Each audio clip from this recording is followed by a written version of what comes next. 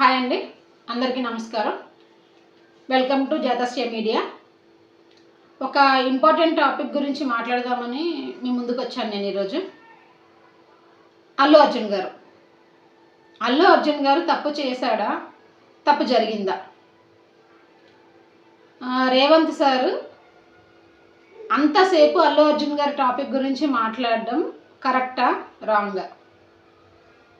అల్లు అర్జున్ గారిని జైల్లో పెట్టడం రాంగా, రైటా? ఇవన్నీ విషయాల మీద మాట్లాడుకుందాము. అల్లు అర్జున్ గారి విషయంలో ఆయన తప్పు చేయలేదు, తప్పు జరిగింది అని నా ఉద్దేశం. అలాగే రేవంత్ రెడ్డి సార్ కూడా అంతసేపు అసెంబ్లీలో ఈ విషయం గురించి ప్రస్తావించడం అనేది అంత ఇంపార్టెంట్ విషయం కాదని నా ఫీలింగు. ఎందుకంటే చాలా విషయాలు ఉన్నాయి. రేవతి గారు చనిపోవడం చాలా బాధాకరమే. కాకపోతే అలాంటి తెలంగాణ ఆడబిడ్డలు చాలామంది చనిపోయారు. సో వాళ్ళ గురించి కూడా మాట్లాడితే బాగుంటుంది. అంటే సెలబ్రిటీల వాళ్ళ చేతుల్లోనో, సెలబ్రిటీలో లేదంటే సెలబ్రిటీ వాళ్ళ పరంగా చనిపోతేనో కాకుండా ఎలా చనిపోయినా కానీ ఒక తెలంగాణ ఆడబిడ్డ చనిపోయినట్టే. కాబట్టి ఒక సింగర్ కూడా మనం చనిపోయింది పాపం, ఒక అమ్మాయి. సో అలాంటి వాళ్ళ గురించి కూడా మాట్లాడితే బాగుంటుంది. ఎందుకంటే ట్రెండీగా ఉండే టాపిక్ని తీసుకుని మాట్లాడడం కంటే వేరే విషయాలు తీసుకుని మాట్లాడితే అవి కూడా ట్రెండీ అవుతాయని నా ఫీలింగు. అవి కూడా అంటే ఆ కేసులు కూడా త్వరగా ముందుకెళ్తాయని నా ఫీలింగు. ఇంకోటి ఏంటంటే, ఈ విషయం గురించా మీరు మాట్లాడడానికి మా ముందుకు వచ్చింది అని చాలామంది అనుకోవచ్చు ఇప్పటికే. ఎందుకంటే అందరూ మాట్లాడే విషయమే కదా. నిజమేనండి, నా ఫీలింగ్ కూడా అదే. అల్లు అర్జున్ గారిని రక్షించడానికి కానీ రేవతి గారిని అయితే ఎవ్వరూ తీసుకురాలేము. అదైతే చాలా బాధాకరం. ఆ బాబుని బతికించే విషయంలో మాత్రం మంచి డాక్టర్స్ని పెట్టగలిగే స్తోమత వాళ్ళ తండ్రి గారికి లేకపోయినా అల్లు అర్జున్ గారు ఉన్నారు, సినిమా ఇండస్ట్రీ పెద్దలు ఉన్నారు, పుష్ప 2 ప్రొడ్యూసర్స్ ఉన్నారు, అలాగే సంజయ్ థియేటర్ ఓనర్స్ కూడా నాకు తెలిసి దానికి కారకులే కాబట్టి వాళ్ళు కూడా పెడతారు. అలాగే గవర్నమెంట్ నుంచి కూడా వాళ్ళకి ఫండ్స్ వెళ్ళాయి. సో అది చాలా కొంచెం హ్యాపీనెస్. ఎందుకంటే ఆ అబ్బాయి బ్రతికే ఛాన్స్ ఉంటుంది, మంచి మెరుగైన వైద్యం అందుతుంది. కాబట్టి ఆ అబ్బాయి బతకాలని కోరుకుందాము మనస్ఫూర్తిగా. ఎందుకంటే నిజమైన దేవుడు మాత్రమే ఆ అబ్బాయిని కాపాడగలడు. సో అది మాత్రం కోరుకుందాము. కానీ ఈ టాపిక్ గురించే మాట్లాడుకుంటూ ఉంటే ఇంకా వేరే టాపిక్స్ గురించి ఎప్పుడు మాట్లాడదాము? ఎవరు మాట్లాడతారు? కరుణాకర్ అన్న గారిని అరెస్ట్ చేయాలనుకున్నారు, ఆ విషయం గురించి మాట్లాడడానికి ఎవరు ముందుకు వస్తారు? మనకి బాధ్యత లేదా? ఆయన పర్సనల్గా ఏదన్నా ఇందులోనే ఇరుక్కున్నాడా? ఎవరైనా మోసం చేసి ఇరుక్కున్నాడా? కాదు కదా. మన హిందూ ధర్మాన్ని కించపరిచేలాగా మన హిందూ దేవుళ్ళని చెత్త మాటలు మాట్లాడుతూ ఒక అడవి పందిగాడు టెస్టిమోనీ పెట్టిండు యూట్యూబ్లో. ఆయనకి కౌంటర్ వేసిండు ఈ అన్న. అది తప్పేమున్నది అందులో?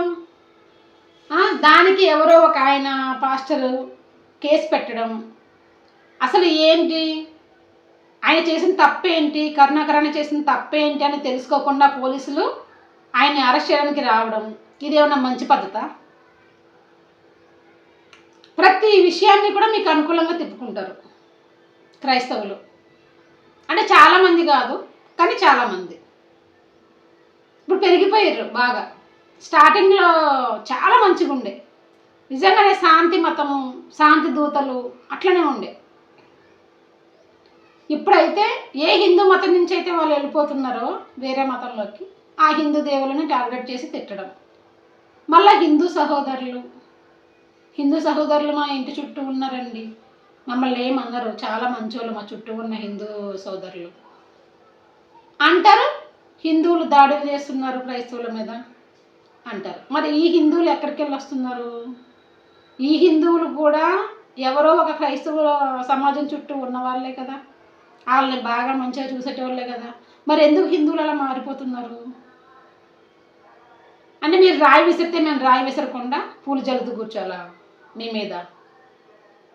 ఇంత వరస్ట్గా మాట్లాడతారా? శివుడి గురించి, అమ్మవారి గురించి, గ్రామ దేవతల గురించి మీరు ఎంత గలీజ్గా మాట్లాడితే మీ మేమంతా సంబరాలు చేసుకుంటూ కూర్చోరు. మేము తిరిగి మీ మీద ఏమనొద్దు అంటే జైల్లో వేస్తారు. ఇది గలీజ్ పని కాదా? హిందూ మతంలో ఉన్నప్పుడేమో అన్ని మతాలు సమానం, అందరి దేవుళ్ళు ఒక్కటే. వేరే మతంలోకి వెళ్ళగానే హిందూ దేవుళ్ళని తిడతారు, హిందువుల్ని దూషిస్తారు. అన్య మతస్థులు, అంటే పాపిష్టోళ్ళు, పాపాత్ములు, పాపులు. ఏ మతంలో ఉంటే మీరు సంస్కారంగా ఉంటున్నారండి? ఏ మతంలోకి వెళ్ళగానే మీరు సంస్కారహీనుల్లా అవుతున్నారు? ఆలోచించుకోండి మీరే. హిందూ మతంలో ఉన్నప్పుడేమో భగవద్గీత చదవరు, రామాయణం చదవరు, భారతం చదవరు, పనికొచ్చే బుక్స్ ఏమి చదవరు. వేరే మతంలోకి వెళ్ళగానే మాత్రం బుక్ వదలరు, మీ గ్రంథం వదలరు. పోనీ అదన్నా పైనుంచి కింద దాకా పూర్తిగా చదువుతారా? చదవరు. బైబిల్లో ఏ వాక్యాలు ఎక్కడెక్కడ ఏమేమి బాగున్నాయో అవి చెప్తారు, అవి మాత్రమే చదువుకుంటూ వెళ్తున్నారు. పోనీ ఆ గ్రంథమైనా మొదటి నుంచి చివరి దాకా చదవచ్చు కదా. హిందూ మతంలో ఉన్నప్పుడు మీరు ఏ గ్రంథం చదివింది లేదు, ఈ మతంలోకి వచ్చాక కూడా ఫస్ట్ నుంచి లాస్ట్ వరకు ఏ గ్రంథం చదవరు. కానీ టెస్ట్ మోడీలో మాత్రం బాగా చెప్తారు. దేవుడు ప్రత్యక్షమయ్యాడు, నాకు ఇల్లు కట్టిండు, నాకేమో అభిషేకం చేశాడు, అభిషేకం చేసిన తర్వాత కూడా మళ్ళీ కష్టాలు వచ్చినాయి. ఎందుకంటే సాతాను ప్రేరేపించింది. మా దేవుళ్ళలోకి రండి, మీకు ఏ కష్టాలు ఉండవు. మరి వచ్చకపోతాయా? పోవు. ఎందుకంటే అది కర్మఫలం. కర్మఫలం ఎటుపోతుంది? ఎటు పోదు. దానికి ఏం చెప్తారు? నీకు నమ్మకం లేదు దేవుడి మీద, అందుకే కష్టాలు వస్తున్నాయి. అదే కష్టాలు పోలేదు, హిందూ మతంలో ఉన్నప్పుడు పోలేదు, ఇప్పుడు పోలేదు. ఎందుకంటే నీకు నమ్మకం లేదు దేవుడి మీద. మరి హిందూ మతంలో కూడా ఉన్నప్పుడు అందుకే పోలేదేమో, హిందూ మత దేవుడి మీద నమ్మకం పెట్టక. అట్లా చెప్పరు కదా. లేదా నువ్వు చాలా నమ్మకంగా ఉన్నావు యేసయ్య విషయంలో, అందుకే నీకు సాతాను నిన్ను శోధిస్తుంది అంటారు. మరి హిందూ మతంలో ఉన్నప్పుడు ఏ సాతాను శోధించదా? శోధిస్తుంది కదా. ఏ మతంలో ఉన్నా మీ రాత మారదు, మీ కష్టాలు నష్టాలు అలాగే మనకు వచ్చే, మన జీవితంలోకి వచ్చే పుణ్య ఫలితం అంటే సుఖాలు కూడా మారవు. ప్రతి మనిషి జీవితంలోనూ సుఖ దుఃఖాలు కామన్, ఏ క్షణం శాశ్వతం కాదు అని చెప్పేదే మన హిందూ ధర్మం. ఈ చిన్న లాజిక్ ఒకటి గుర్తుపెట్టుకోండి మీరు. ప్రతి మనిషి జీవితం చూడండి, ఎంత కోట్ల ఆస్తి ఉన్నోడైనా, ఎంత నిరుపేద అయినా సరే, ఎంత పబ్లిసిటీ ఉన్నోడైనా, ఎంత పబ్లిసిటీ లేనుడైనా సరే, అంటే పేరు ప్రఖ్యాతలు ఉన్నోడైనా లేనుడైనా సరే, ప్రతి ఒక్కరి జీవితంలోనే సుఖం దుఃఖం కామన్.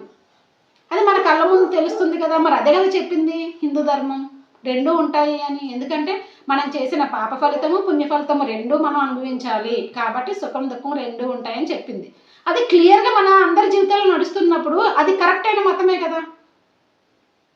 మరి ఎందుకు నూనె రాసుకుంటే క్యాన్సర్ పోతుంది, నూనె రాసుకుంటే అది పోతుంది, అభిషేకం చేసేస్తే పవిత్రులు అయిపోతారు, ఇవన్నీ నమ్మదగ్గ విషయాలా? ఇవి నమ్మేసి ఎలా వెళ్తున్నారు మీరు? నాకు అర్థం కాదు. ఇవన్నీ అడిగితే తప్పు.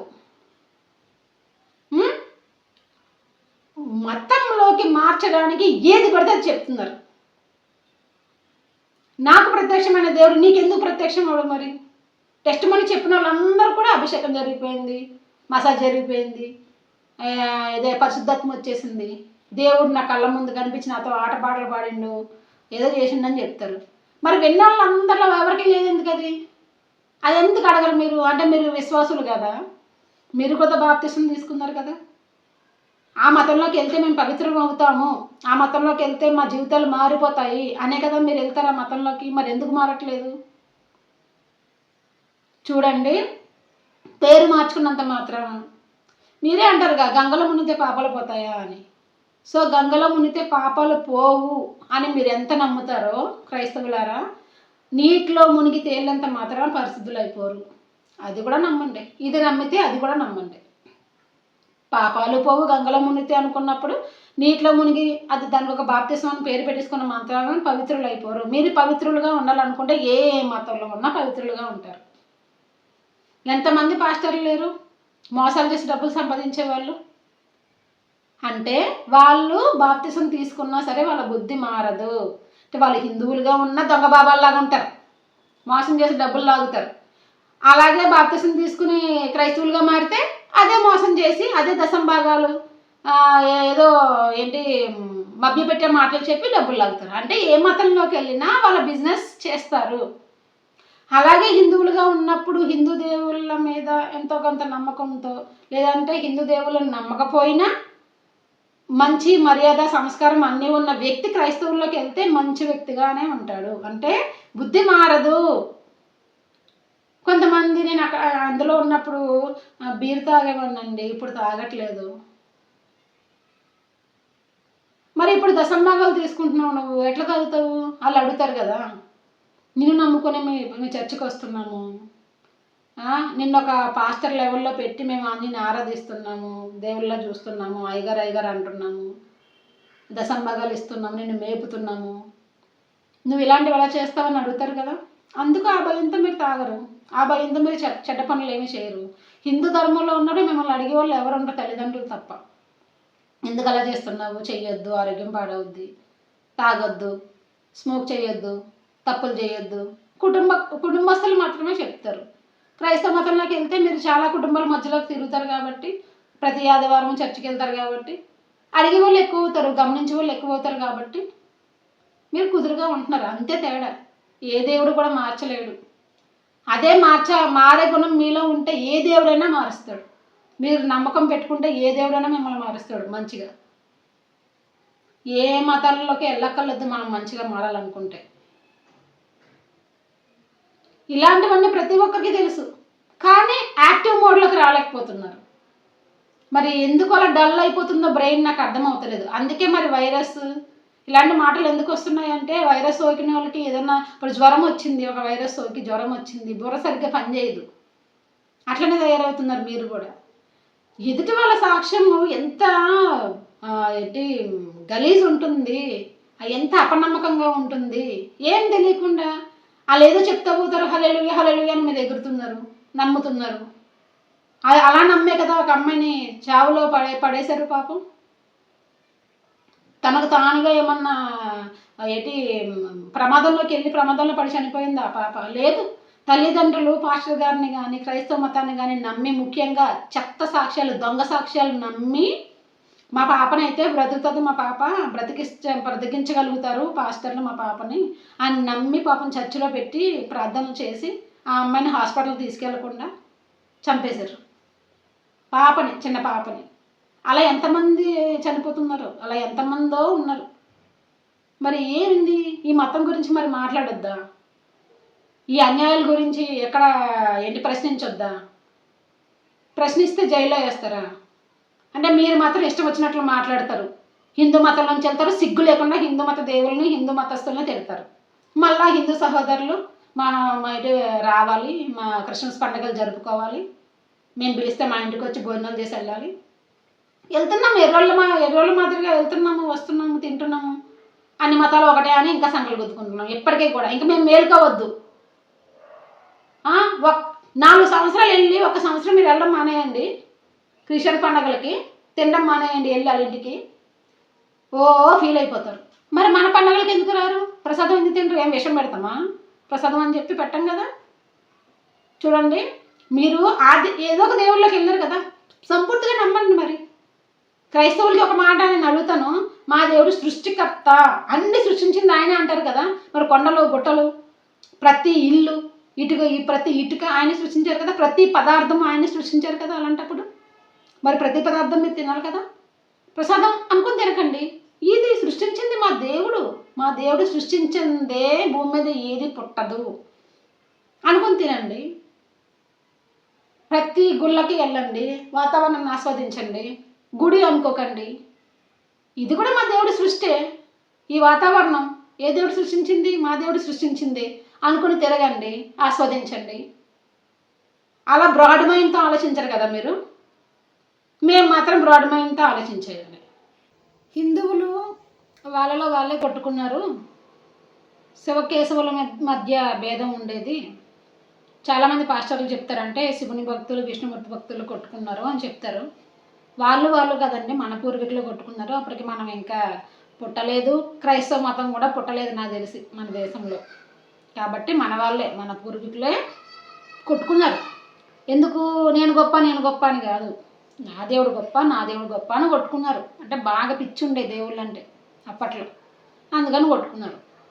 ఆ పిచ్చి తగ్గుముఖం పట్టి అందరి దేవుళ్ళు ఒకటే, శివకేశవుల మధ్య భేదం చూడకూడదు అని మన హిందూ ధర్మమే చెప్పింది అని తెలుసుకున్నారు. హాయిగా ఉన్నారు. ఆ భక్తి తగ్గి తగ్గి తగ్గి తగ్గి ఎంత తగ్గిపోయిందంటే అతివృష్టి కాస్త అనావృష్టికి వెళ్ళిపోయి ఎవడో వచ్చి వేరే మతం గురించి చెప్తే అందులోకి దూరిపోయి అంత తగ్గిపోయింది అనమాట. అయితే అతివృష్టిగా ఉండేది, ఇప్పుడు అనావృష్టి కింద అయిపోయింది. ఇప్పుడు నా దేవుడు గొప్ప, నా దేవుడు గొప్ప కాదు, నా దేవుని ఏమన్నా సరే నోరు మూసుకుని ఉండే అంత పరిస్థితులు వచ్చేసినాయి.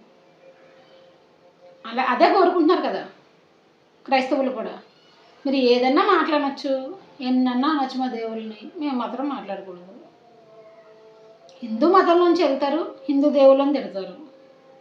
ఇది యేసు ప్రభు అన్ని రకాల వాళ్ళు ఉంటారంటారు, చెడ్డడు ఉంటాడు, మంచోడు ఉంటాడు, నిజాయితీపరుడు ఉంటాడని అంటారు. మరి ఇది హిందూ మతం అయినప్పుడు అన్ని రకాల వాళ్ళు ఉంటారు కదా, సేమ్ కదా. మరి అందులో ఉన్నట్టే ఇందులో కూడా ఉంటుంది. కానీ హిందువుల్లో కంటే క్రైస్తవుల్లో ఎక్కువ మంది మంచోళ్ళు ఉండాలి అనే పాయింట్ కూడా చాలామంది తీసుకొస్తారు. ఎందుకంటే మామూలుగా మేము పుట్టడమే అలా పుట్టినాం అంతే, మేము స్పెషల్గా హిందూ మతం తీసుకోలేదు. కానీ మేము నిజాయితీ పరుల కింద అయిపోతాము, పవిత్రుల కింద అయిపోతాము అనుకుని అందులోకి వెళ్ళి అయినా సరే అలాగే ఉంటారు. ఇంకెందుకు మరి అందులోకి వెళ్ళడం? కొన్ని మీ పర్సనల్ రీజన్ వల్ల కొన్ని వ్యసనాలు మానేస్తారు, దాన్ని తీసుకొచ్చి మళ్ళీ మతానికి, మా మతపరమైన దేవుళ్ళకి అంటగడతారు. అంతే తేడా, ఇంకేమీ లేదు. స్పెషల్గా మీరు ఎక్కడి నుంచి పుట్టుకురాలేదు, హిందూ మతంలోంచి మీరు వెళ్ళి ఆ మతం తీసుకున్నారు, అంతే తేడా. కాబట్టి తిరిగి మళ్ళీ హిందువుల్ని, హిందూ దేవుళ్ళని, హిందూ మతాన్ని దూషించాల్సిన అవసరం ఏమీ లేదు. లక్షణాలు ఇద్దరి ఒకలాగే ఉంటాయి, ఆలోచన విధానాలు ఒకలాగే ఉంటాయి. అందులో ఉన్న వాళ్ళందరూ ఇందులో ఉన్నట్టుగానే ఉంటారు. కాబట్టి ఒకరినొకరు అనుకోవాల్సిన అవసరం లేదు అసలు. ఇంకా ముఖ్యంగా దేవుళ్ళని అనాల్సిన అవసరం అస్సలే లేదు. మీ మతంలో ఉన్న వాళ్ళని మీ మతంలో ఉంచుకోవడానికి, హిందువులు ఇంకా మీ దాంట్లోకి రావడానికి ఎంత తెలివిగా మీరు ఏ కారణాలైనా సరే ఎంత బాగా వాడుకుంటారో. మణిపూర్ ఘటన కూడా మంచిగా వాడుకున్నారు మీరు. 2 జాతుల మధ్య గొడవ వచ్చింది, ఆధిపత్యం గురించి, మతం గురించి కాదు. దాన్ని కూడా మతపరంగా తిప్పేసి హిందువులు క్రైస్తవుల మీద పడ్డారు, వాళ్ళని హింసించారు అని చెప్పుకుని తిరిగారు. అది కూడా ఒక రకంగా కరెక్ట్. ఎలా కరెక్ట్ అయింది? తక్కువ వర్గం అంటే తక్కువ బలం ఉన్న వాళ్ళ మీద ఎక్కువ బలం ఉన్న వాళ్ళు ఆధిపత్యం చెలాయించారు, దాడులు ఎక్కువగా చేశారు. ఈ తక్కువ బలం ఉన్న వాళ్ళలో ఎక్కువ క్రిస్టియన్స్ ఉన్నారు, ఎక్కువ బలం ఉన్న వాళ్ళలో ఎక్కువ హిందువులు ఉన్నారు, అంతే తేడా. అక్కడ మతాల గురించి రాలేదు. అంటే మీరు బలహీన వర్గం వాళ్ళనే కదా ఎంచుకుంటారు మత మార్పులకు. సో ఆ విధంగా బలహీన వర్గంలో ఎక్కువ మతం మారిన వాళ్ళు క్రిస్టియన్స్ ఎక్కువ ఉన్నారు, అంతే తేడా. అది అందులో క్రిస్టియన్స్ ఉన్నా లేకపోయినా, ఇందులో హిందువులు ఉన్నా లేకపోయినా ఇది జరిగేదే. ఎందుకంటే అది జరిగింది మతం గురించి కాదు కాబట్టి, ఆధిపత్యం గురించి కాబట్టి. అలాగే బలవంతుల దగ్గర బలహీనులు ఎప్పుడూ ఓడిపోతూనే ఉంటారు, అది ఎక్కడైనా అంతే. దాన్ని కూడా మీరు మంచిగా వాడుకున్నారు, ప్రతిదీ వాడుకుంటారు మీరు. సాక్ష్యాలు అలాగే చెప్తారు మీరు, చెత్త సాక్ష్యాలని చెప్పుకుని వస్తారు. దానివల్ల ఎంతోమంది చచ్చిపోతున్నారు. మీరు ఇలా చెత్తవాగడు వాక్కుంటూ ఉండి, చెత్త పనులు చేసుకుంటూ ఉండి, మోసాలు చేసుకుంటూ ఉండి, జనాల దగ్గర నుంచి డబ్బులు లాక్కుంటూ ఉండి, మత ప్రచారాలు చేసుకుంటూ ఉండి, హిందువులకి ఈ దేశం కూడా లేకుండా ఒక మూలన పడేసి మమ్మల్ని అందరినీ ఏ దిక్కు లేకుండా చేసి పడేయండి. మేము మాత్రం చెక్కబద్దం చేసుకుంటూ అలా కూర్చొని ఉంటాం, ఏం అడగొద్దు కూడా. అడిగితే జైల్లో వేస్తారు కదా, కేసులు పెడతారు కదా మా మీద. ఒక గొంతు నొక్కాలని చూస్తే 100 గొంతులు లేస్తాయి, ఇది నిజం. ఇప్పుడు ఆ 100 గొంతుల్లో నాది ఒక గొంతు, చాలామంది గొంతులు కలుస్తాయి. అలాగే చాలామంది అడిగే ప్రశ్నలకి మీరు సమాధానం చెప్పడానికి రెడీగా ఉండండి. అన్యమతస్థులు అంటే మీకు మేము అన్యమతస్థులు అయితే మాకు కూడా మీరు అన్యమతస్థులే కాబట్టి అన్యమతస్థులారా రెడీగా ఉండండి మీరు కూడా. ఎందుకంటే ఇంకా మేము మా హిందూ మతం వాళ్ళు కొద్దిమంది మిగులుతున్నాం ఇంకా మెల్లమెల్లగా. సో మేమందరం ఇప్పటికి కూడా ఐకమత్యంగా లేకపోతే ఇంకా చాలా దారుణాలు జరిగేటట్టు ఉన్నాయి కాబట్టి మేము కలవాల్సిన రోజు వచ్చింది, ఐకమత్యంగా ఉండాల్సిన రోజు వచ్చింది, ఒకే తాటి మీద నడవాల్సిన రోజులు కూడా వచ్చినాయి. కాబట్టి దయచేసి హిందువులారా కరుణాకరానికి సపోర్ట్ చేయండి. ఎందుకంటే నిజంగా నేను చాలా బాధపడేదాన్ని. ఈ మన హిందూ మతం మీద చాలా రాళ్ళు విసురుతున్నారు, దానికి సమాధానం చెప్పగలిగే వాళ్ళేమో చెప్పట్లేదు, నాలెడ్జ్ లేని వాళ్ళం మేము ఏం చెప్తాము. అప్పుడు నాకు ఇంకా అసలు ఏమీ తెలియదు, చాలా బాధ అయితే ఉండేది నాకు. కానీ అలాంటి టైంలో శివశక్తి ద్వారా ఈ అన్నయ్య వాళ్ళ మీద అంటే వాళ్ళు చేసిన హిందూ మతాల మీద వాళ్ళు చేసిన దాడులు అంటే మాటల పరంగా ఆ దాడిని తిప్పికొట్టడము, మళ్ళా ఆయన అదే మతం నుంచి రావడము, అన్ని బైబిల్ గురించి ఆయనకి అన్నీ తెలిసి ఉండడము, నిజంగా నేను చాలా హ్యాపీగా ఫీల్ అయ్యాను. నేనైతే అనుకునేదాన్ని కృష్ణయ్య నీలాగా టిట్ ఫర్ టాట్ ఉండే వాళ్ళు అయితే బాగుంటుంది, ఎప్పుడు నువ్వు అలాంటి వ్యక్తిని పంపిస్తావు అని నేను నిజంగా అనుకునేదాన్ని. నాకైతే ఈ అన్నం చూసాక అలా అనిపించింది అనమాట. అబ్బా భలే దొరికిండు హిందూ మతానికి సపోర్టివ్గా అని చెప్పేసి చాలా హ్యాపీగా ఫీల్ అయ్యాను. ఇలా చాలామంది ఉన్నారు, ఈ అన్నయ్య కాదు, లలిత్ అన్న, ఇంకా చాలామంది ఉన్నారు. ఇంకా ఇప్పుడైతే చాలామంది పాస్టర్లు గర్వాపసి అయ్యి దీనికైతే ఇంకా హ్యాపీగా ఉంది నాకు. సో వీళ్ళందరూ కూడా కలిసి ఐకమత్యంగా ఉండి ఇంకా చాలామంది క్రైస్తవులు మళ్ళీ మనం అని మాట్లాడుకునే, మీరు మేము అని వదిలేసి మళ్ళీ మనందరం అని మాట్లాడుకునే రోజులు రావాలి.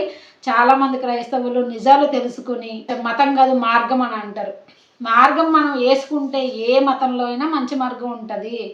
ఏ దేవుడు కూడా చెడు చెప్పడు, చెడ్డగా ఉండమని ఏ దేవుడు చెప్పడు. ఏ మతంలో ఉన్నా ఒకేలాగా ఉన్నప్పుడు పరాయి మతాల జోలికి మనకి వెళ్ళవలసిన అవసరం లేదు. మన మతాన్ని ముఖ్యంగా కించపరచవలసిన అవసరం లేదు. కాబట్టి దయచేసి క్రైస్తవులారా మేలుకోండి, అలాగే హిందువులారా మేలుకోండి.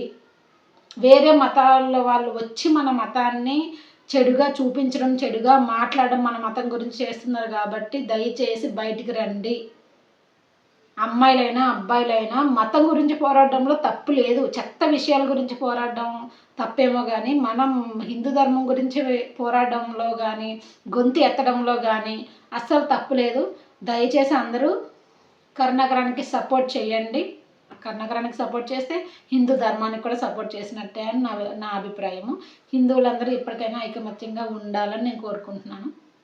ఓం నమః శివాయ. జై హింద్.